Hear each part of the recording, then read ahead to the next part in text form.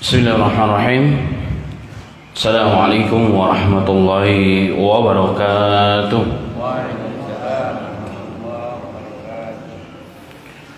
Alhamdulillahilladzi ahyana ba'dama amatana wa ilaihin nusyur. Alhamdulillahilladzi hadana li hada wa ma kunna linahtadiya laula an hadanallah. Allahumma shalli wa sallim ala habibina al-Mustafa Muhammadin Abdillahil Amin sallallahu alaihi wasallam wa ala alihi wa ashabihi ya tayyibin wa tahirin wa man sanna bisunatihi ila yaumiddin. Yaqulu Allahu tabaraka wa ta'ala ya ayyuhalladzina amanu taqullaha haqqa tuqatih wa la tamutunna illa wa antum muslimun. Wa qala ya ayyuhan nasu taqu rabbakumul ladzi khalaqakum min nafsin wahidah wa khalaqa minha zawjaha wa batha minhuma rijalan katsiran wa nisaa'a. واتقوا الله الذي تساءلون به والأرحام إن الله كان عليكم رقيبا وقال يا أيها الذين آمنوا اتقوا الله وقولوا قولا سديدا يصلح لكم أعمالكم ويغفر لكم ذنوبكم ومن يطع الله ورسوله فقد فاز فوزا عظيما وقال النبي صلى الله عليه وسلم كل أمتي يدخلون الجنة إلا من أبى قيل ومن أبى يا رسول الله قال ومن أطاعني دخل الجنة ومن عصاني فقد أبى أو كما قال صلى الله عليه وسلم. Amma ba'd. Alhamdulillah summa alhamdulillah jemaah ma'asyiral muslimin wal muslimat, jemaah salat subuh Masjid Al-Istiqamah yang dirahmati oleh Allah Subhanahu wa taala. Dia ada kalimat yang pantas terucap dari lisan seorang hamba setelah mendapatkan nikmat dan karunia begitu besar. Setelah nikmat iman dan Islam, nikmat taufik, kesempatan untuk sama-sama kita selalu bertakarub kepada Allah Ta'ala, selalu mengisi kehidupan kita dengan kebaikan dan ibadah yang dicintai oleh Allah Subhanahu wa Ta'ala. Dan semoga kita semua istiqomahkan oleh Allah Subhanahu wa Ta'ala, menjaga salat 5 waktu berjamaah, menjaga ta'lim kita, menjaga komunitas kita, dan Allah terus bimbing kita, berbagi kita iman, akidah kita sebelum kita kembali kepada Allah Ta'ala, dan kita semuanya insyaallah diwafatkan dalam kondisi husnul khatimah. Amin ya rabbal alamin.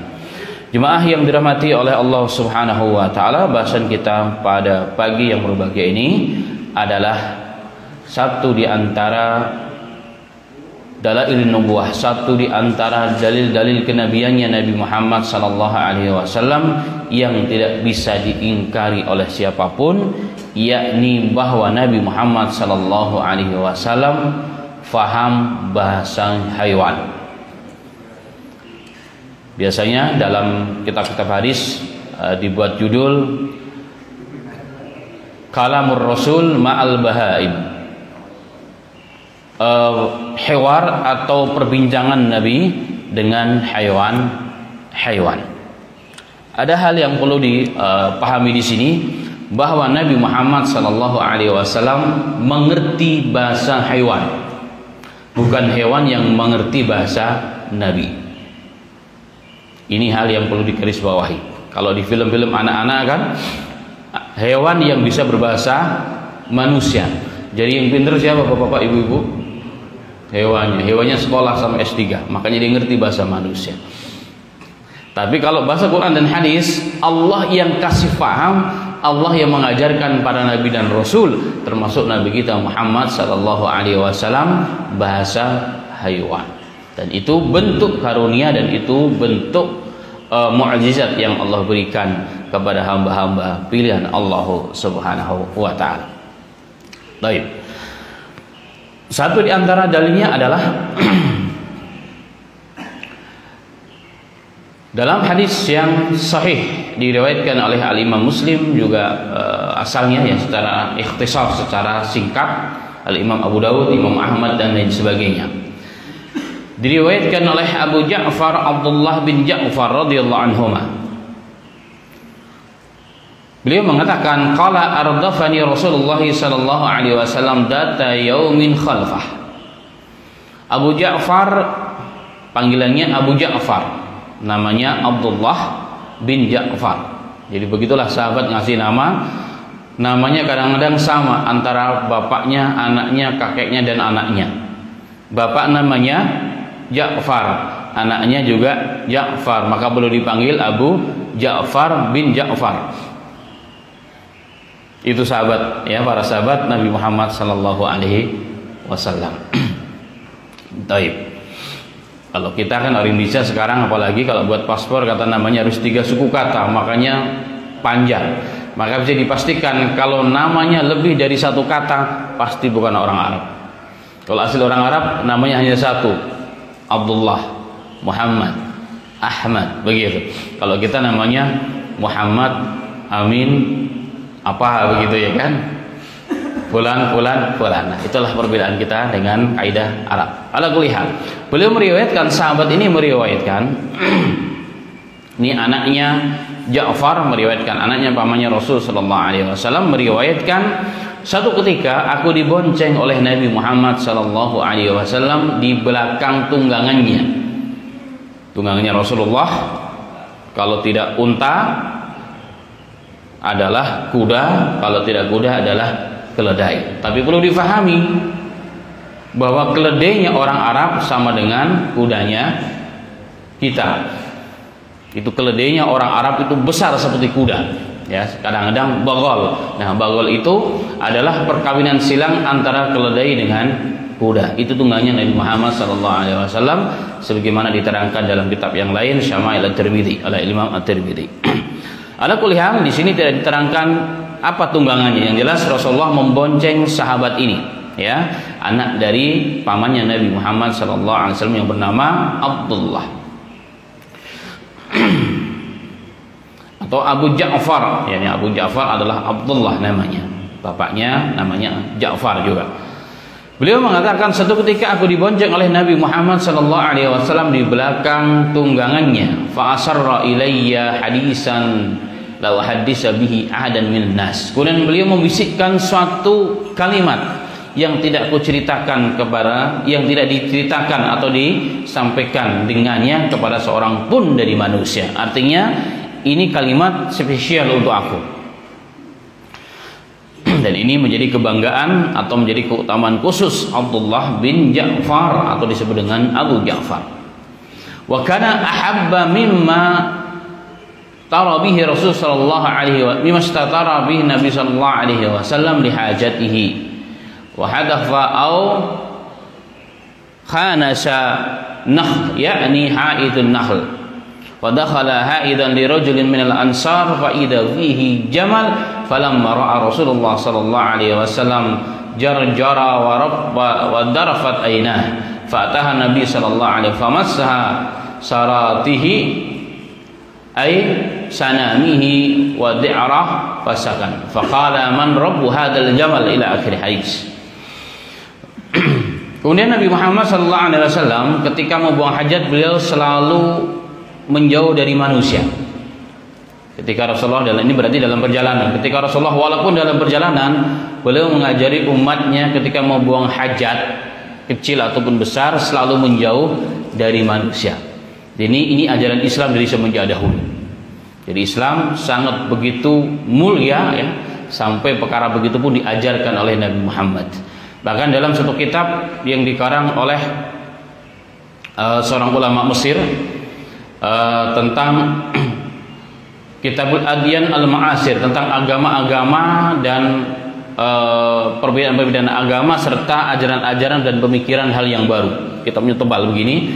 Beliau bercerita di situ bahwa yang mengajarkan tentang membuat toilet di muka bumi ini adalah sebenarnya orang Islam, bukan orang non-Muslim.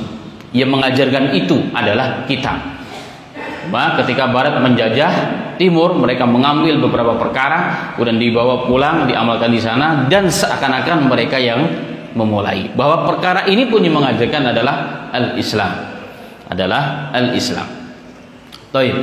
Dan dalam hal ini maka beliau dalam perjalanan tersebut masuk ke sebuah kebun. Masuk ke sebuah kebun dari kebun para kalangan para sahabat radhiyallahu anhum ajma'in, dan kebunnya kalau di sekitar Madinah tentunya adalah umumnya kebun kurma. Sesampainya di dalam kebun, beliau melihat seekor unta. Seekor unta yang bergerak-gerak, yang kedua matanya menangis mengeluarkan air mata, dan dia melaporkan atau menyampaikan sesuatu kepada Nabi Muhammad sallallahu alaihi wasallam. Maka melihat hal tersebut, Rasulullah mendatangi unta tersebut. Kemudian dipegang punuknya, ya, dipegang punuknya, kemudian kepalanya, kemudian diam, tidak menangis kembali. Tadinya bergerak-gerak dan menangis. Kemudian Nabi Muhammad SAW setelah keluar dari tempat itu, beliau mengatakan, "Man rabu hadal jamal?" Siapakah pemilik unta ini? "Liman hadal jamal?" Milik siapakah unta ini? Kata Rasulullah SAW. Faja'a fata minal ansar, maka datanglah seorang muda dari kalangan Ansar. Faqala hadza li ya Rasulullah, ini adalah untaku wahai utusan Allah. Kemudian Nabi Muhammad sallallahu alaihi wasallam bersabda, "Afala tattaqillaha fi hadhil bahimah allati malakaka Allah iyah?" Wahai fulan, kenapa kau tidak bertakwa kepada Allah terhadap hewan untamu ini yang telah Allah kuasakan ianya kepadamu, wahai hamba Allah. Fa innahu yashku ilayya annaka tuji'uhu. Sesungguhnya unta ini telah mengadukan kepadaku bahwa engkau telah menyakitinya, yakni memberikan beban di luar kemampuannya. Nah, yang menjadi catatan sesuai dengan bahasan kita adalah kalimat Nabi Muhammad SAW, ya, yang terakhir dan juga yang pertengahan tadi, bahwa Rasulullah SAW ketika melihat unta tersebut, unta itu ngadu kepada Rasul sampai menangis. Subhanallah, sampai menangis, dan Rasulullah paham, ya, Rasulullah paham apa yang diadukan, ya. Maka Rasulullah memanggil pemiliknya dan mengingatkan, wahai manusia, sesungguhnya setiap sesuatu itu ada aturan mainnya, bahkan termasuk hewan tunggangan pun ada aturannya. Jangan kau kasih beban dia di luar kemampuannya. Subhanallah, luar biasa.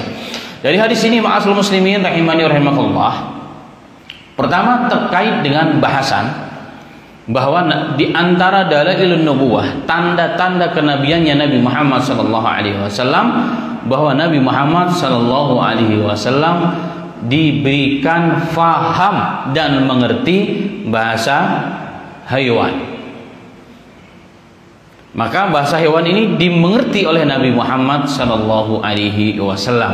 Dan yang menjadi catatan, sebagaimana tadi saya sampaikan di atas, Rasulullah mengerti bahasa hewan, bukan hewan yang mengerti bahasa Rasul. Ini catatan penting. Dan ini menunjukkan manusia tinggi derajatnya di atas hewan. Manusia lebih cerdas dibandingkan hewan. Ini menjadi catatan, ya. Makanya film-film anak itu sesungguhnya secara tidak langsung mencuci otak kita, generasi muda kita. Jadi seakan-akan hewan hari ini cerdas, pintar sampai mereka bisa berbicara dengan manusia. Allahu Akbar. Ini adalah hal yang penting, dan ini juga diperkuat sebagaimana ketika Allah Subhanahu wa taala bercerita kepada tentang Sulaiman dan Daud, di mana Allah Subhanahu wa taala, ya, berikan paham kepada Nabi Sulaiman alaihi salatu wasalam tentang bahasa burung, ya, tentang bahasa burung. Hal ini diterangkan oleh Allah dalam surat An-Naml, ya, dalam surat An-Naml dan juga dalam surat-surat yang lain.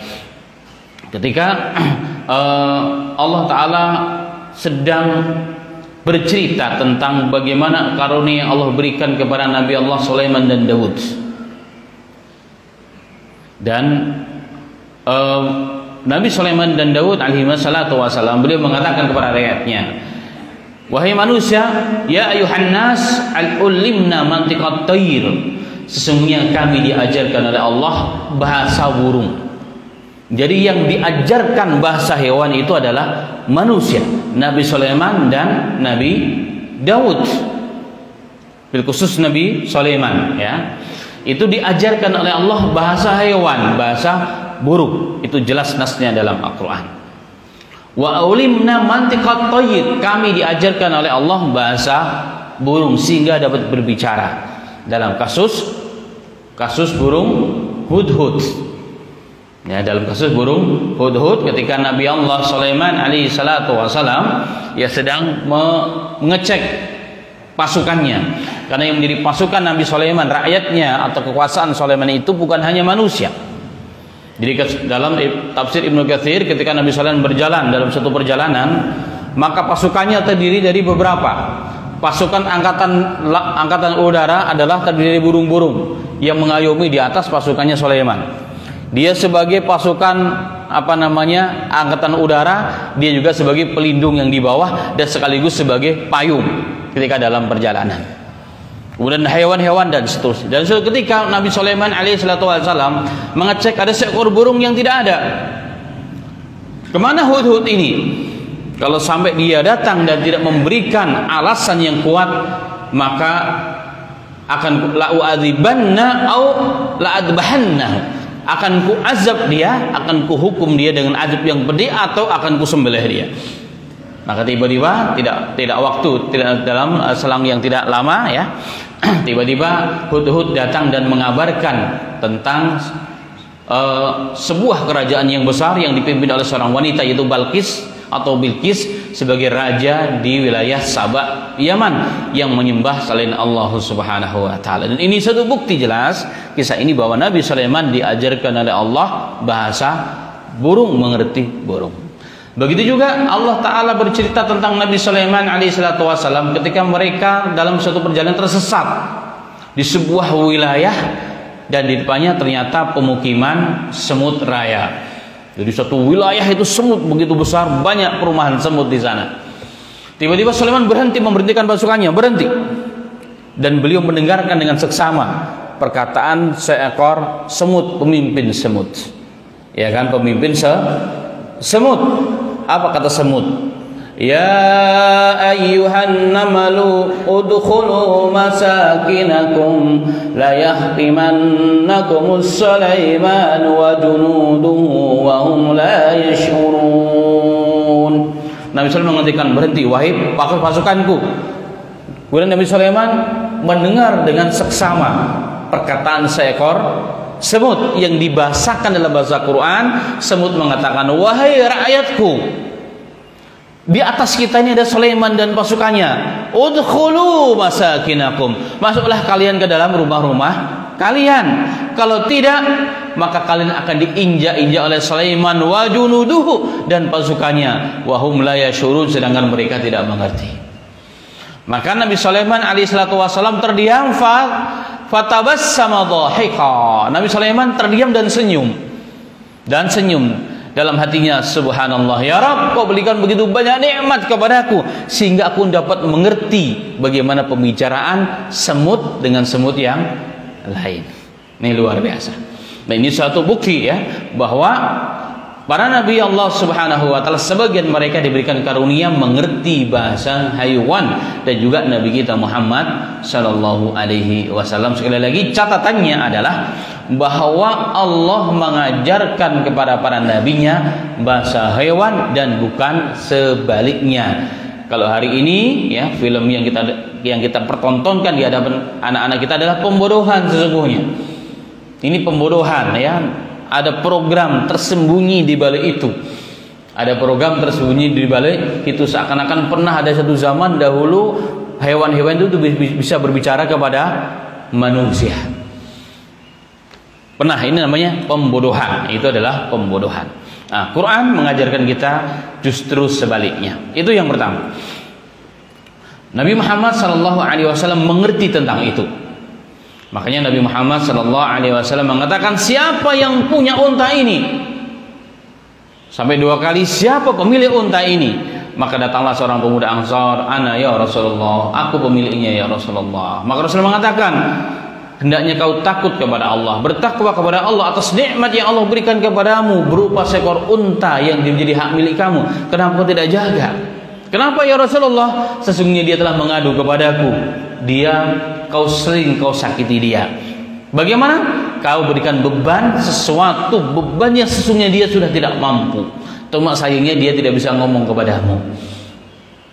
Nah, dalam hal ini pesan Nabi Muhammad SAW, inilah bentuk nyata satu di antara tafsir makna firman Allah, di mana Allah telah berfirman, Inna arsalnaka rahmatalil wa ma arsalnaka illa rahmatalil alamin. Tidaklah kukirim engkau, kuutus engkau yang Muhammad kecuali rahmat bagi semesta alam. Nah, bentuk rahmat adalah kasih sayang Allah bukan hanya kepada manusia, bukan hanya kepada ciptaan Allah yang disebut dengan al-insan, manusia. Ternyata rahmat Islam ini, rahmat yang dibawa oleh Nabi kita Muhammad sallallahu alaihi wasallam, bahkan sampai mutaaddi, ya, sampai meluas kepada seluruh yang ada di muka bumi ini, termasuk hewan-hewan.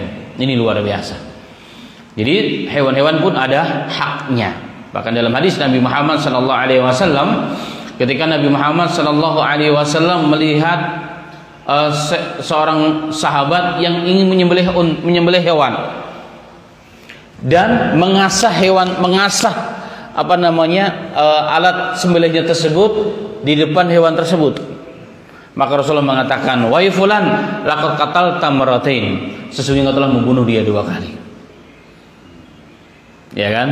Kita lihat anak kita ketika kita bawa ke rumah sakit, ya, dokternya, ya, dia menunjukkan tajamnya jarum sebelum disuntikkan ke anak kita. Apa yang akan dirasakan oleh anak kita pertama kali? Teriak, dia nangis padahal belum disuntik. Jadi nangisnya 2 kali.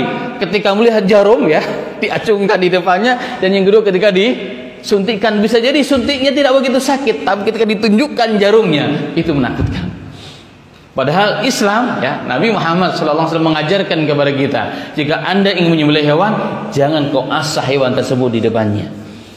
Makanya salah satu di antara ahkam syariah ketika menyembelih hewan itu harus dipisahkan antara hewan yang sudah disembelih dengan hewan yang masih hidup, dikasih hijab. Jangan sampai diperlihatkan darahnya mengalir dan teman-temannya disembelih, dan itu terasa bagi yang sudah biasa menyembelih hewan. Saya rasakan, ya kan, hewan-hewan yang stres karena melihat teman-temannya disembelih, selain karakternya menjadi liar dan ganas, itu kita pegang, ya, kita pegang di leher, darah yang mengalir itu pertama tidak sederas darah yang normal dan dingin terasa di tangan itu. Berarti dia stres, sehingga kadar darah yang keluar dari daging tersebut, dari hewan tersebut semakin kurang, dan ini menjadi daging tidak sehat. Ini pengaruhnya ke sana. Makanya Rasul mengatakan, faida qatalta qatlah fa ahsinil qatlah. Jika engkau ingin menyembelih hewan, maka berbuatlah baik kepada hewan tersebut, jangan kau siksa. Jangan kau siksa. Orang bertanya, tapi penampakannya orang Islam itu kejam. Menyembelih hewan bukannya kejam? Bukankah yang tidak kejam itu dibius atau penyembelih dengan cara-cara yang dilakukan oleh orang non muslim? Maka ternyata sudah diadakan penelitian, ma'asal muslim dan muslimat, bahwa makna di antara makna rahmatan lil alamin, Islam itu rahmat bagi semesta alam, itu ternyata ada penelitian di luar negeri sana, di Eropa, ya, bahwa ada 100 hewan yang siap untuk disembelih. Yang 50%, ya, yang dibagi jadi beberapa kelompok. Satu kelompok, ya, di beberapa kelompok, tetapi sebelum dibagi, pada setiap hewan dipasang alat pendeteksi rasa sakit pada hewan itu sendiri.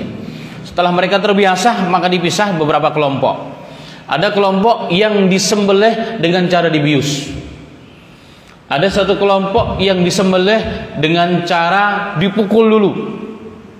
Ada yang disembelih dengan cara berbagai macam cara, sebagaimana cara-cara orang-orang non muslim. Dan ada sebagian yang disembelih dengan cara Islam. Ternyata dari alat pendeteksi tersebut terbukti bahwa semua alat yang dipasang pada hewan-hewan yang disembelih dengan cara yang non muslim, sampai jarumnya itu nggak bisa jalan lagi, saking sakitnya. Berarti jadi sakitnya itu melebihi rasa yang dipasang dari kadar maksimal pada alat-alat tersebut. Tetapi yang dipasang pada hewan yang disembelih dengan cara Islam, bahkan jarum-jarumnya tidak bergerak. Jarum pendeteksi tersebut tidak bergerak.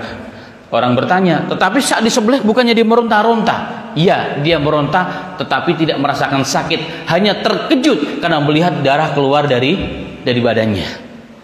Makanya hewan itu semakin kencang rontanya, ya, itu semakin bagus karena dia memompa dari dalam, ya, jantungnya memompa sehingga darah itu semakin banyak mengalir, maka semakin baguslah kualitas daripada daging tersebut. Dan ini bentuk rahmat, ya, sebagai bentuk rahmat Allah Subhanahu wa taala kepada hewan. Baik. Dan inilah Islam, inilah al-Islam. Kemudian yang ketiga, ma'asal muslimin rahimani wa rahimakumullah. Dari sabda Nabi Muhammad sallallahu alaihi wasallam, "Fa innahu yashku ilayya." Sesungguhnya hewan tersebut telah mengadukan perlakuanmu kepadaku wahai pemuda, bahwa kau selalu menyakitinya, yakni kau memberikan beban di luar kemampuannya. Nah, dari sini maka ada satu kaidah bahwa likulli syai'in haq. Segala sesuatu adalah hak dan ada aturannya. Maka Rasulullah SAW ketika melihat tiga orang pemuda, ya, yang pernah datang kepada Aisyah yang bertanya tentang amalan Rasulullah, kemudian mereka mengatakan, saya tidak akan tidur malam, saya akan sholat terus supaya bisa menandingi Rasul. Yang kedua, saya tidak akan nikah karena nikah itu akan menyibukkan saya daripada ibadah. Yang berikutnya, saya akan puasa setiap hari. Maka Rasulullah mengatakan, aku manusia, aku nabi, aku menikah, aku makan dan aku tidur. Sesungguhnya pada badanmu ada hak, pada istrimu ada hak, pada hewanmu ada hak, pada segalanya juga ada hak. Termasuk pada tunggangan kita pun ada hak. Bagaimana aplikasi tentang hadis ini dengan kondisi hari ini? Kan hari ini tunggangan kita kudanya kuda besi, bukannya kuda hidup, kuda besi, baik yang roda 4 ataupun yang roda 2. Adakah hak yang ditunaikan? Ada. Menurut kita kuda besi itu mati, padahal tidak mati dia sesungguhnya di sisi Allah. Menurut kita kuda yang beroda 4 itu mati, sesungguhnya menurut Allah itu tidak mati. Dia punya hak. Ya, dia punya hak. Maka harus tunaikan haknya. Apa diantaranya? Diganti olinya jika sudah waktunya. Kalau kotor ya dicuci dan dibersihkan. Kalau dia bisa ngomong, dia akan ngomong. Ya, ngomong ke kita, Pak, saya keberatan ini. Isinya 7 orang diisi 10 orang. Maka kalau di jalan tol guling dia akhirnya. Itu akibat dari apa? Dari tidak peduli kita terhadap tunggangan kita. Semua sudah ada aturannya. Semua sudah aturan sebagaimana kata Nabi Muhammad sallallahu alaihi wasallam. Ya, hari ini anehnya bin ajaib, justru kadang orang-orang yang sudah hijrah ini juga jadi masalah. Orang Islam yang sudah katanya semakin dekat dengan Allah, malah bab yang seperti ini tidak peduli. Suratnya, ya kan, surat-suratnya sudah mati, nggak diperpanjang. Pajak nggak dibayar, alasannya pajak bukan aturan Islam. Iya betul, tapi kan kita hidup di Indonesia. Maka kewajiban kita sebagai rakyat yang baik ditunaikan itu. Ya, ditunaikan itu sebagai aplikasi daripada hadis Nabi Muhammad sallallahu alaihi wasallam terhadap nikmat barang yang telah Allah milikkan untuk kita, yang telah Allah berikan untuk kita. Karena sesungguhnya mereka adalah kendaraan kita yang membantu kita dari segala hal. Bahkan dalam ilmu fikih dalam bab jihad, seorang mujahid yang berjihad dan dia membawa tunggangannya sendiri, ketika dibagi ghanimah harta rampasan perang tersebut, mujahidnya mendapat 1, tunggangannya mendapat 2. Tunggangannya mendapat 2. Kenapa Rasulullah perhatian? Asbab tunggangan itulah umat Islam menang. Asbab tunggangan inilah mujahid mendapat kemenangan. Maka dia layak mendapatkan 2. Tunggangan itu mendapatkan 2 yang harus diberikan sebagai bentuk penghormatan Islam kepada sesuatu yang setiap hal yang mempunyai hak tersebut. Kemudian ma'asal muslimin rahimani wa rahimakallah, pada hadis ini juga oleh para muhadisin dikasih catatan bahwa hadis ini juga sebagai bentuk dibolehkannya dan termasuk sunnah. Ya, ketika kita sedang berjalan, kita bawa kendaraan, ada tetangga kita, ya, kita lihat dia mau naik angkot, kita berhenti. Assalamualaikum Pak, mau kemana? Oh, mau ke sana. Sekalian saya juga lagi ke sana. Ini termasuk perkara sunnah, bukan malah pura-pura tidak melihat. Bahkan ketika ada saudara kita sedang jalan kaki, kita kenceng saja supaya apa? Supaya nggak dihentikan, dia menumpang kepada kita. Dan ini perbuatan yang sangat tercela. Nah, berbeda dengan Nabi Muhammad SAW. Yang penting menjaga adab-adabnya. Apa di antara adab-adabnya? Jika dia seorang perempuan, maka dia bersama mahramnya. Walaupun di tetangga, tapi dia perempuan atau beda jenis dengan kita, nggak diperbolehkan karena akan menimbulkan fitnah, kecuali dalam kondisi sangat-sangat darurat. Jadi dalam kondisi sangat-sangat darurat itu diperbolehkan. Kalau tidak, maka akan menimbulkan subhat pada diri kita. Kemudian asal muslimin rahimani wa rahimakumullah, ya, dalam bab ini juga Rasulullah mengajarkan tata cara adab, ya, ketika buang hajat sebagaimana dibahas pada babnya di fikih. Kemudian pada hadis yang lain, ya, diriwayatkan pada hadis yang lain diriwayatkan termasuk juga dalam Dalailun Nubuwah. Ketika Nabi Muhammad sallallahu alaihi wasallam, ya, sedang dalam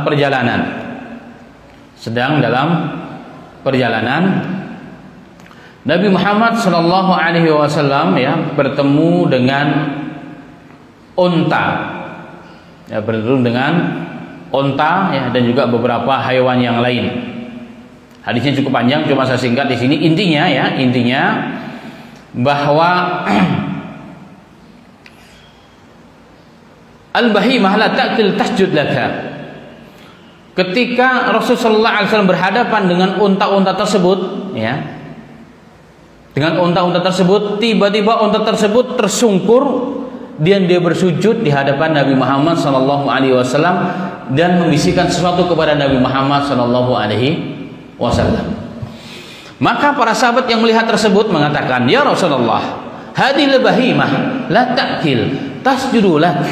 Ya Rasulullah, ini hewan unta ini, dia tidak berakal. Dia mengerti engkau Rasulullah, dia bersujud sebagai bentuk penghormatan kepadamu wahai Rasul.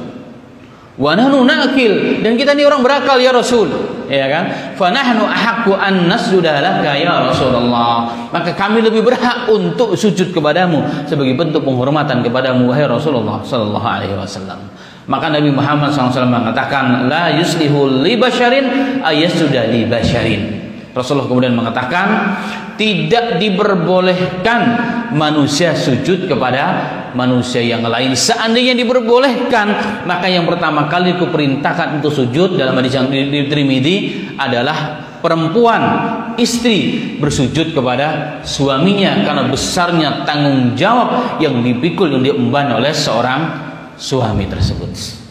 Nah, hadis ini juga bercerita kepada kita bagaimana hewan berbisik kepada Rasul dan sujud kepada Nabi Muhammad SAW sebagai bentuk takriman, takdiman, bukan sujud penyembahan, tapi sebagai sujud sebagai bentuk penghormatan dan pengagungan kepada Nabi Muhammad SAW. Tetapi di sini ada catatan, ketika sahabat ingin melakukan hal tersebut, ya, sebagaimana dilakukan oleh raja-raja, Nabi Muhammad mengatakan jangan. Bahkan dalam satu riwayat yang lain, Rasulullah SAW mau masuk ke masjid, tiba-tiba sahabat berdiri sebagai bentuk penghormatan. Rasulullah keluar lagi, masuk lagi, berdiri lagi, Rasulullah keluar lagi, sampai 3 kali. Terakhir Rasulullah mengatakan, kita ini orang Islam, saya bukan raja-raja sebagai orang-orang ajam. Tidak diperbolehkan oleh Allah Subhanahu wa Ta'ala penghormatan yang berlebihan kepada Nabi Muhammad sallallahu alaihi wasallam. Jadi ketika orang datang kita menghormati dalam bentuk penghormatan yang berlebihan, itu nggak diperbolehkan katanya oleh Rasulullah SAW, kecuali jika kita berdiri untuk menyambut. Seperti Rasulullah ketika datang kepada rumah Fatimah, maka Fatimah berdiri menyambut tergopoh-gopoh. Begitupun sebaliknya, itu diperbolehkan, ya. Tetapi jika kita semata-mata untuk menghormati seseorang, ya, harus berdiri dan menghormati mereka. Kalau menurut hadis ini dimakruhkan oleh sebagian ulama. Makruh yang dimaksud adalah makruh tahrim, cenderung kepada keharaman yang diharamkan oleh syariah, karena Nabi Muhammad SAW tidak mau. Bahkan dalam sholat pun Nabi Muhammad SAW ketika beliau sholat dalam kondisi sakit, Rasulullah sholatnya duduk sebagai imam. Ada orang yang sholat di belakang, setelah Rasulullah duduk dia berdiri, maka Rasulullah mengatakan, mengisyaratkan duduk. Artinya apa? Jika imam duduk, walaupun kita sehat, maka kita tetap harus ikut duduk bersama imam. Dan itu sebagai bentuk ittiba dengan sunnah Nabi Muhammad sallallahu alaihi wasallam. Baik. Maka dari dua hadis ini, ma'asyiral muslimin, dan juga hadis yang lain ya, tentunya dengan hadis yang lain menunjukkan kepada kita bahwa satu di antara dalil nubuwah, bukti kenabiannya Nabi Muhammad sallallahu alaihi wasallam, Allah Subhanahu wa taala ajarkan kepada Nabi Muhammad sallallahu alaihi wasallam memahami bahasa haiwan sebagai bentuk rahmatan lil alamin, dan itu al-Islam. Ya, Islam itu adalah syumul, adalah universal, mengatur segala urusan, ya, mengatur segala urusan kita dengan Allah, namanya ibadah, namanya akidah, urusan kita dengan sesama manusia, namanya muamalah dan muasyarah, dan urusan kita dengan sesama makhluk Allah Subhanahu wa taala, semua ada dalam aturan al-Islam. Dan itu pembeda satu di antara keistimewaan Islam yang tidak dimiliki oleh ajaran yang lainnya, hanya Islam. Jadi Islam semua ada aturannya, apapun ada aturannya, sampai urusan hewan pun ada aturannya, tidak ada dalam ajaran manapun. Ya, tidak ada ajaran dalam ajaran manapun sebagaimana sempurna dan detail sebagaimana ajaran Nabi Muhammad sallallahu alaihi wasallam. Baik. Terakhir, ma'asyiral muslimin rahimani wa rahimakumullah, dari beberapa hadis ini ya, dapat ditekankan bahwa Islam sangat peduli bukan hanya kepada sesama manusia, tetapi sangat peduli dengan segala hal yang ada di permukaan bumi ini. Dan Islam tidak suka namanya keduliman. Keduliman itu bukan hanya kepada sesama manusia, bahkan dolim kepada selain manusia pun tidak diperbolehkan. Dalam satu perjalanan, ya, Rasulullah SAW pulang dari jihad, beristirahat di semak-semak belukar seperti hutan begitu kurang lebihnya. Para sahabat Nabi Muhammad SAW melihat ada sarang burung di atas, yang ternyata di sarang burung tersebut ada anaknya, maka diambil anaknya. Tiba-tiba Rasulullah ketika terbangun melihat di atas, maka induk burung tersebut sedih, dia seakan-akan mengadu kepada Rasulullah, menangis. Maka Rasulullah mengatakan, siapa yang memisahkan antara anak dengan induknya? Ini adalah perbuatan yang zalim, dan ini diharamkan oleh Allah Subhanahu wa taala. Bayangkan, burung saja nggak boleh dipisah dengan induknya ketika dia masih kecil. Ketika dia masih kecil, apalagi mendolimi manusia. Burung saja tidak boleh didolimi. Maka dalam fikih tidak boleh burung itu menjadi sasaran untuk latihan menembak atau latihan memanah jika tanpa ada unsur mau dimanfaatkan burung tersebut, itu tidak diperbolehkan.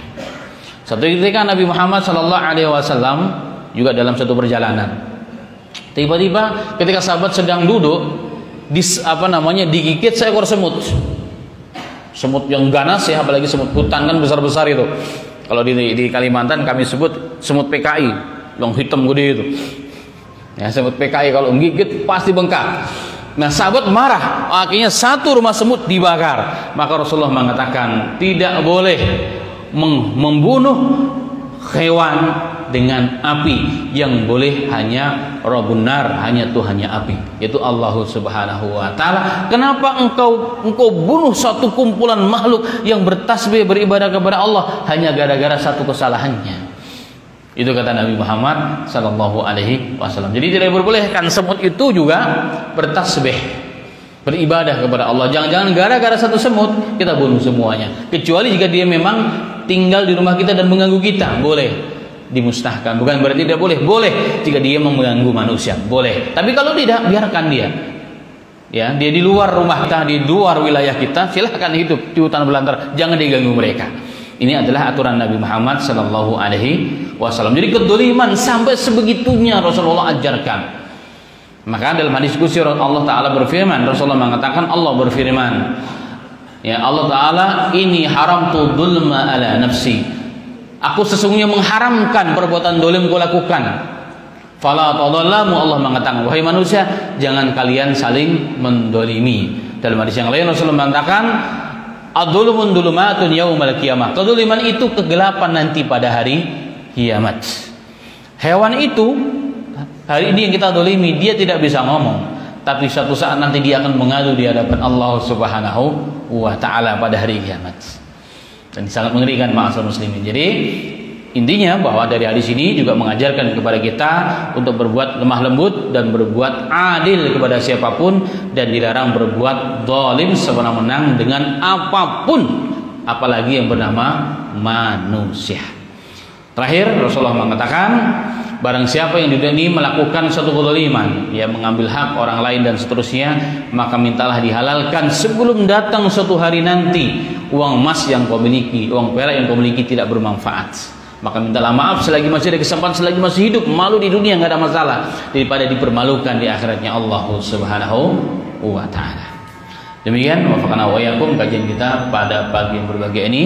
Ya, semoga bisa menambah ilmu pengetahuan dan menambah keyakinan kita kepada ajaran Nabi kita Muhammad sallallahu alaihi wasallam. Terpenting itu semuanya adalah mengambil hikmah dan pelajaran dan juga mewujudkannya dalam kehidupan kita sehari-hari. Amin ya rabbal alamin.